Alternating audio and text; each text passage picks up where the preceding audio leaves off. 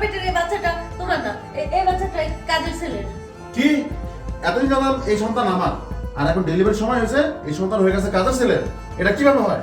তুমি মানো আর না মানো, আমি বলছি এই সন্তান কাজের ছেলের, এই সন্তান কাজের ছেলেরই।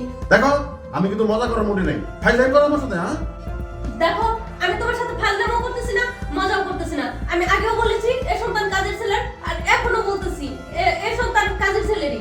আর তোমার যদি বিশ্বাস না হয় তবে চলো চলো মেডিকেলে যাব, মেডিকেলে যেয়ে টেস্ট করো, টেস্ট করলে তো ধরা পড়বে সন্তানটা কার। আচ্ছা ঠিক আছে, মেডিকেলে যাব। ওই জায়গায় গিয়ে যদি প্রমাণ হয় যে এটা আমার সন্তান, তাহলে কিন্তু খবর আছে। আচ্ছা ঠিক আছে চলো। এই তুইও চল। আয়। এক্সকিউজ মি ম্যাডাম, আসবো? জি জি অবশ্যই আসেন।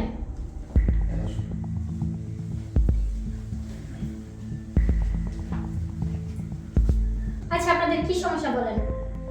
মানে ম্যাডাম, ম্যাডাম এখানে আমি আসছি, আমার স্ত্রী গর্ভবতী, এটা চেক করতে হবে। আপনি চেক করে বলবেন এই সন্তানটা কি আমার না কাজের ছেলের। আমি বুঝতে পারলাম না এখানে চেক আপ করার কি আছে। আমি আগেও বলেছি এখনো বলতেছি এই সন্তান তোমার না, এই সন্তান কাজের ছেলের।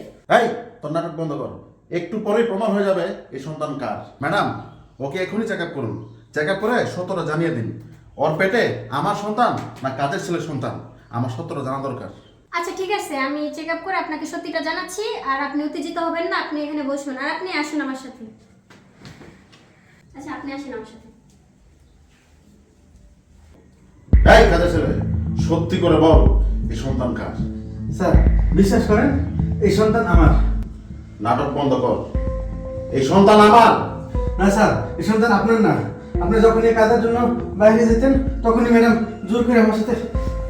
স্যার বিশ্বাস করেন এই চুপ, সন্তান আমার। তোর নাটক বন্ধ কর, এখনই রেজাল্ট বের হবে। সন্তান কার? সন্তান কি তোর না সন্তান আমার? স্যার আপনি বিশ্বাস করেন এই সন্তান আমার, আপনার না। এই চুপ কর, তুই বারবার একই কথা বলছিস। কিছুক্ষণের মধ্যে রিপোর্টটা চলে আসবে, ওই রিপোর্টের মধ্যে যদি প্রমাণিত হয় যে এই সন্তান আমার, তোর যে কি হবে তুই কল্পনা করে বুঝতে পারবি না।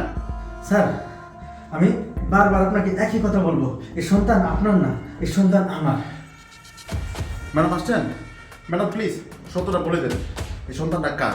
ইয়া মানে সত্যি কথা বলতে এই সন্তান আপনার না, কাজের ছেলের। কি বলেন ম্যাডাম? এই বাচ্চা আমার না, বাচ্চা ও। লাইলা, এগুলো আমি কি শুনছি? ও আমার অবর্তমানে তুমি কাজের সাথে সাথে এসব করে বেড়াও?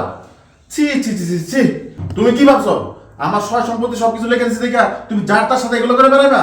না, আর এগুলো শুনে আমি কি তোমাকে তালাক দিয়ে দিব? ইম্পসিবল। আমার সব সম্পত্তি যতক্ষণ পর্যন্ত আমাকে লিখে না দিচ্ছ ততক্ষণ পর্যন্ত আমি তোমাকে তালাক দিচ্ছি না।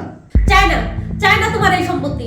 তোমার সম্পত্তি আজকে আমি তোমার নামে লিখে দেবো, আর আমি এই কাজের ছেলেকে বিয়ে করে ওর সাথে সংসার করবো।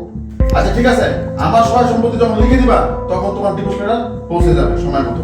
ঠিক আছে আমি গেলাম, তুমি থাকো। ম্যাডাম, ম্যাডাম আপনাকে অসংখ্য ধন্যবাদ ম্যাডাম। আজকে আপনার জন্য আমার পেটের বাচ্চাটা বেঁচে গেল, না হয় ওর অবস্থা যে কি হতো আমি নিজেও কল্পনা করতে পারি না। আচ্ছা সমস্যা নাই, ঠিক আছে। আর সালাম, তোকে ভাই ধন্যবাদ দেওয়ার মতো ভাষা আমার নাই। তুই আজকে নিজের মাথায় অপবাদ চাপিয়ে নিয়ে আমার যে বড় উপকার করলি, আমার বাচ্চাটার জীবন বাঁচিয়ে দিলি।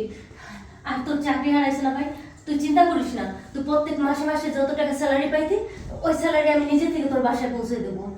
আচ্ছা কি বলেন যে ম্যাডাম, একটা প্রাণ বাঁচানো এটা আমার একটা নৈতিক দায়িত্বের মধ্যে পড়ে, এর জন্য আমি এই কাজটা করছি। সমস্যা নেই ম্যাডাম, আপনি যান, আপনি ভালো থাকেন, আপনার সন্তান ভালো থাকুক, আমি এই কামনাই করি। তুই আমার যে উপকার করলে ভাই আমি সারা জীবনও ভুলবো না। ওকে ম্যাডাম, সমস্যা নেই, চলেন আপনাকে বাসায় পৌঁছে দিই। আচ্ছা চল।